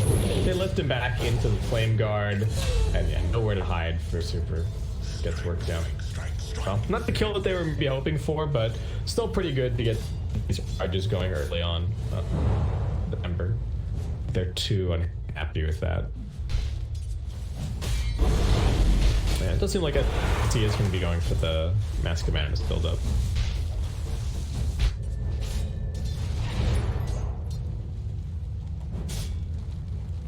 And because he can. They're actually giving the mid lane over to the Beastmaster now, so XXS is going to be in here. Alright, well, Setsu losing his career to XXS. Not the best. What's he gone for? Just has some treads. He is the number one CS in the game. Stun onto the Phoenix. He's already used the dive of Boca in a little bit of danger, but does get far enough back. SC's got the chrono, but no real motivation to use it just yet. XXS does not have the level 6. Does get slowed down. Setsu's a little bit light in the mana department, and Ember also rotating through. But I really like this play of giving XXS the mid lane, catch him back up a little bit, and just have the Ember kind of go camp the Phantom Lancer, give him a hard time. And Void now rotating top as well. Man, they really want this dead. Is this a good rotation? I don't know. I guess Ember's got TP up, so they can swap it out, but Setsu once again hunting and does bring down Boca at bottom. They don't have Elder Dragon for 30 seconds. Monet kind of reading this gank, it looks like. Does head over into the jungle. Just starts farming there. He is right on top of Viridian Overward, but I think a bit too deep for ASTER to commit to anything. They're just going to look for the tier 1 trade. Only level 4, Phoenix level 5, just soaking up some more EXP down here. And he does have the Fire Spirits to kind of hold on to this a little bit longer. Jump through, Baboka with the dive, and they're not going to catch him. And he bots his team another couple of seconds to continue finding this trade. SCCC going to be the one hopefully grabbing the last one on this tier 1 tower. Alright, let's see. Your creeps are all dead. There should be no way that you missed this last hit. There you go. Fade keeping bottom. Flywin and Setsu, not the healthiest guys, and not a whole lot of mana left in this Void Spirit either. So here comes the Ember Spirit looking for a little bit of a cleanup. Fade still got the lift, and Flywin tanking tower shots. Baboka also looking to get involved. One remnant, all that Setsu can give, and that is not enough. ASTER gonna pick up that kill. And now look to contest the bounty range. They know that Setsu is low. He does have some astral step charges if he can get out of the chain stun, but no, Ember is too quick off the mark. And okay, I now feel like Xian's starting to really be the one getting the momentum going in this game. And SC with the chain bash on to September. Alright, he has to wait out this cold feet stun to finish the kill, but still going to be pretty nice for him. Monet comes flying in to do a little bit of damage, but SC should be just fine.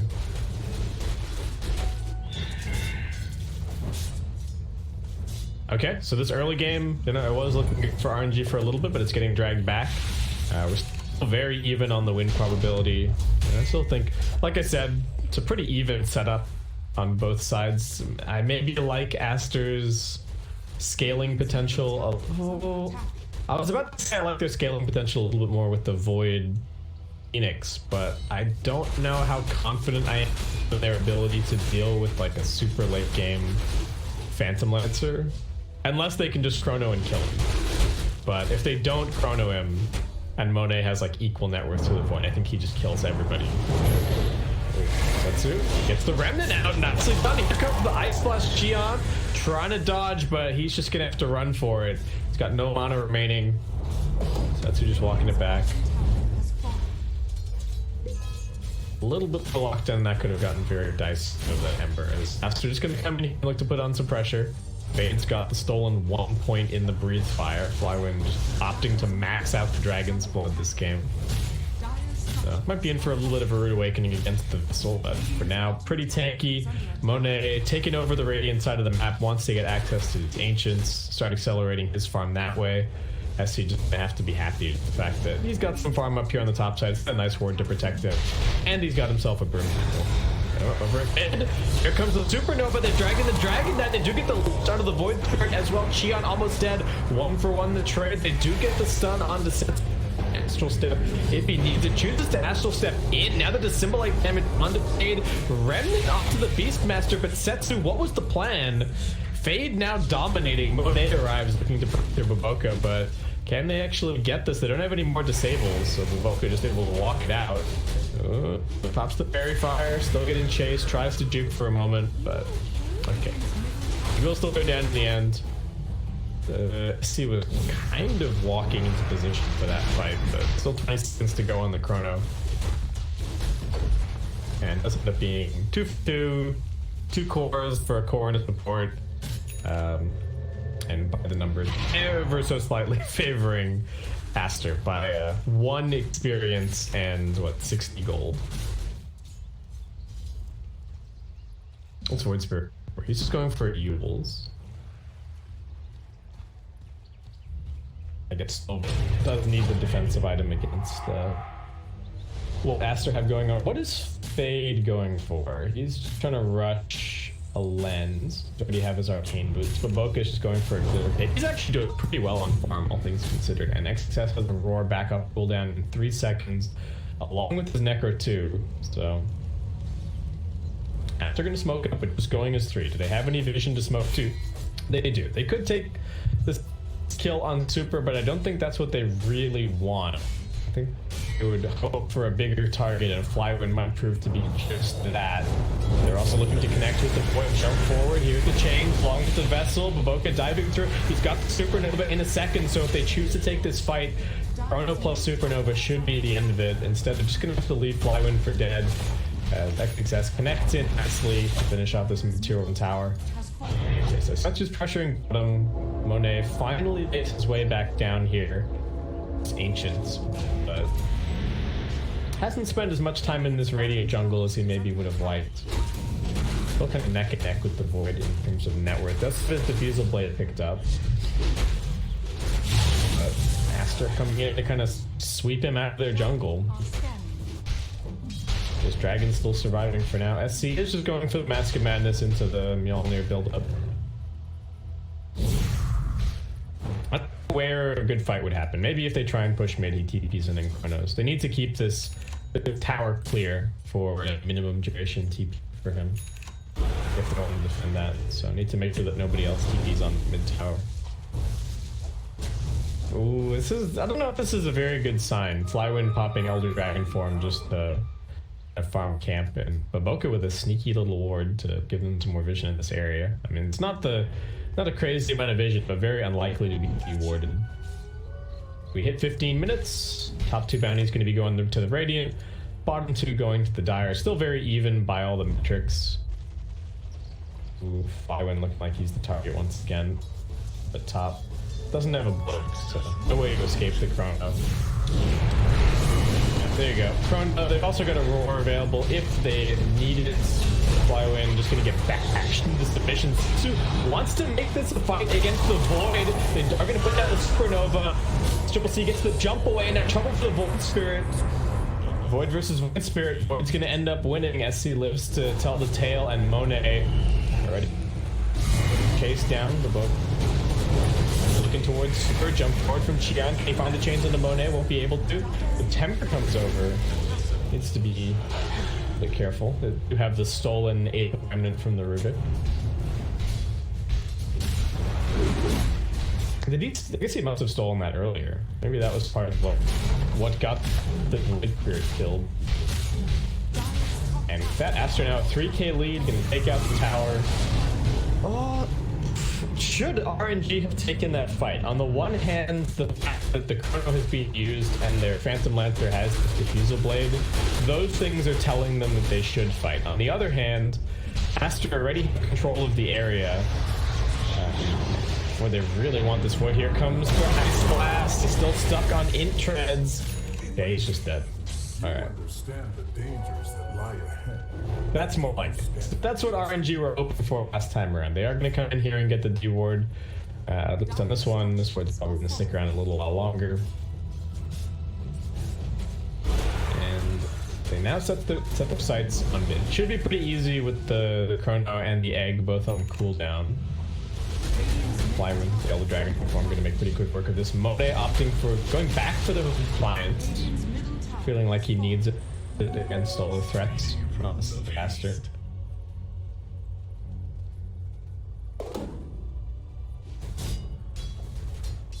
And wow, Ember actually going to be going back for Radiance this game. I guess you can kind of get away with it. And it is likely the best item that you can go for against the Phantom Lancer. Fade looking for a solo kill here on the September. Ooh, is he gonna get it? Oh, not quite. September lives. That too, they're gonna help find the turnaround. It wasn't a fair 1v1. Actually, I mean, the Void Spirit Sword only did 200 damage, but it dead. They've got nice wards in here, but no one is farming in the area. This is still, I think, part of the problem. It really needs to get... Monet wants to be in here. He wants to be farming these angels. So we're at mid, maybe in a little bit of a dangerous spot, but Ember is hunting for bigger fish. Aster actually thinking about just going straight into Roche. I mean, they've got good vision. This ward's gonna help. They've got another one pretty defensively placed. There's this Satyr looking to scout it out. How long until Necro Book? Still 10 seconds to go. RNG, what can you do here? Ice Blast is gonna come in. Alright, let's see the time walk away. RNG all kind of moving into the vicinity here, but not the best vision to play around. Setsu can't just go bravely astral stepping up onto the high ground. Could get lifted into a Chrono, into a Roar. The team fight combination is available once again for Aster, and they're actually smoking straight up. RNG, they didn't get the D ward over here. Flywin once again getting the target. I don't even know if they need any of the big ultimates. They've got so much percent-based damage. Even the tanky Dragon Knight just gets absolutely melted, and with that, Aster may have just paved their way back into the Roshan pit to secure themselves the Aegis. And what? I guess to give that. I don't even know who they give this to. Another Ice Blast come in. I don't know, they're gonna commit to this one. So Void's gonna take it. It's gonna guarantee that the Chronosphere gets off. I guess Ember can always just buy back if he really needs to in an important fight if he happens to die first. But if you're RNG, you definitely want this Phantom Lancer to be further ahead than he currently is. Does find a people's life, which is pretty nice. He's sitting in the Nether Shawl and actually opting to keep the Nether Shawl. Alright, really valuing this magic resist against the Aster lineup. I guess even the Chrono, like the Void, is still doing some magical damage with the top block. Might be pretty value for him. And what's Enchantress got? Enchantress has nothing. Enchantress's job this game is kind of over, other than just continuing to steal the occasional board. Oh, yeah. Even X success with the counter pick is still kind of stuck the landing. He's got his Blink Dagger picked up. Again, this Dragon Knight, this offlane Dragon Knight, maybe not have the best of not. Flywin 0, 5, and 3. It's better than 0, 5, and 0, but not by that much. And Aster smoking up. What vision do they have? They see the Void Spirit over here. Let's see, kind of playing coy. Man, the warding from Aster just being so good. Forward for the dragon. He's the target. Tetsu didn't even leave. He didn't Astro step. He just assimilated, so he gets left in. He is also dead. What was that?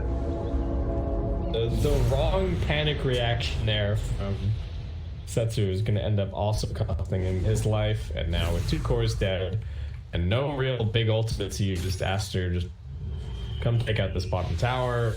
SCCC's almost got the full Mjolnir. Monet's almost got his Manta, but he's going to need a whole lot more farm if he is going to have any hope of kind of 1v5ing this game.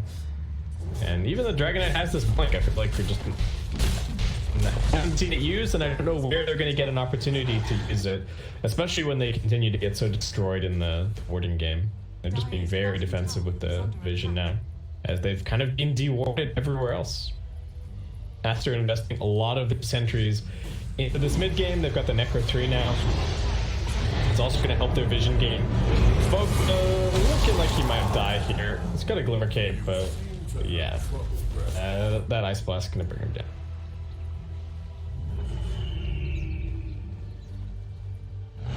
RNG now chasing. They're smoked up. XXS maybe not realizing this was going on. He is still pretty tanky, but Setsu's here with the double damage. Gets the roar out. They've got this outpost here, but they're just going to leave their offlaner for dead. Cut their losses. Wait for a new opportunity with the Chrono, with the egg. This is actually going to have level 11 not too long after he respawns. With the tome, that should be a pretty quick level 12. So yeah, there you go. And that's going to be a pretty big boost to their teamfight prowess. They still have 1 minute 50 remaining on the Aegis. It's not going to be enough for SCCC to fund the full BKB, so they might still go and try and get something done with this Aegis. Are they close to anything else? Ooh, do you consider just farming the Aegis because you want Ring? I think you might. Maybe. Tough call. No, I guess you go and take a fight.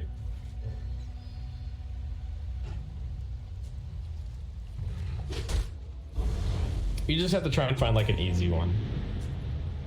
Aster continuing to plant these really tricky wards. Like they're not these optimal wards that would be giving you a ridiculous amount of vision, but they just give enough, right? Like, oh, we see Flywin for a second, so we know where he is. We know where we need to go if we want to gank him. Can use these wards to also like then position their Hawks a little more effectively. So because you've got Beastmaster, you can kind of afford to plant these slightly crappier wards and have them be less likely to be dewarded. And this one's even in range of a sentry currently, but they just been able to get rid of it. The RNG, okay, timing on their Phantom Lancer, so this is what they're kind of playing around. But again, no vision whatsoever.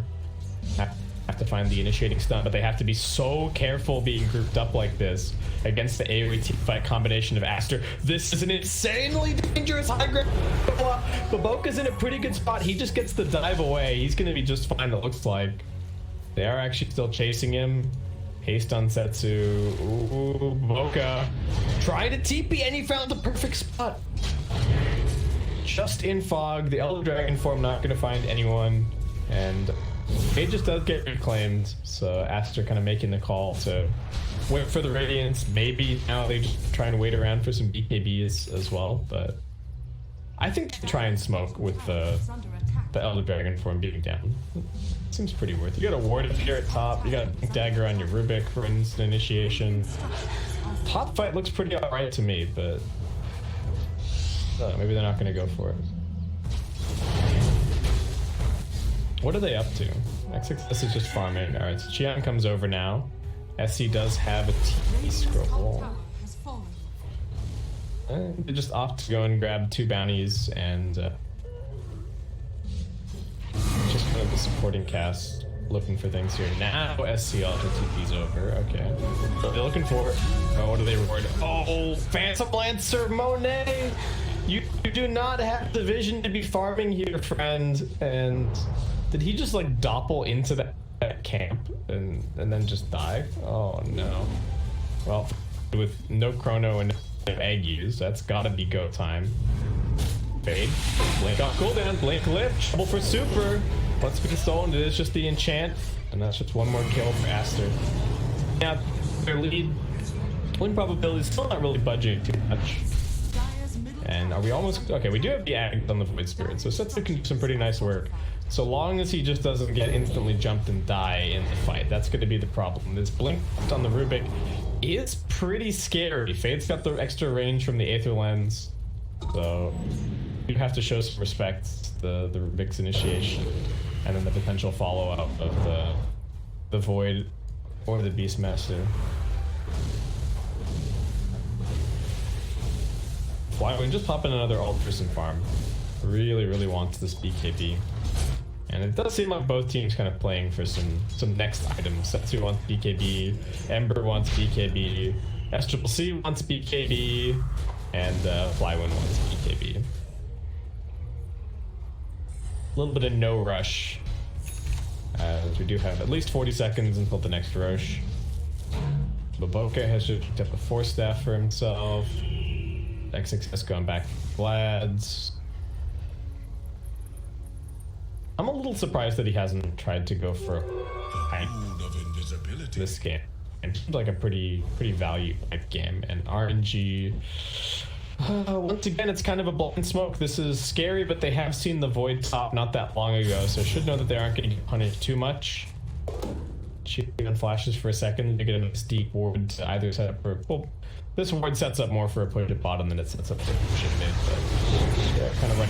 They do get the jump slightly, but not really finding anything. So Finn's in danger. He's being roared up. Can they save their Void Spirit? Here comes the Supernova. Chrono's Sphere protected the Ember and found the thing locked down. Super just caught with no chance whatsoever, and Monet is done. Again. GG called. Man. Monet is not having it today. It was really not RNG's day. It will be Team ASTER reversing the results from the last two series against RNG, taking this one out 2-0. It was a less than 20-minute win in the first game. And here a very convincing, 28-minute win in game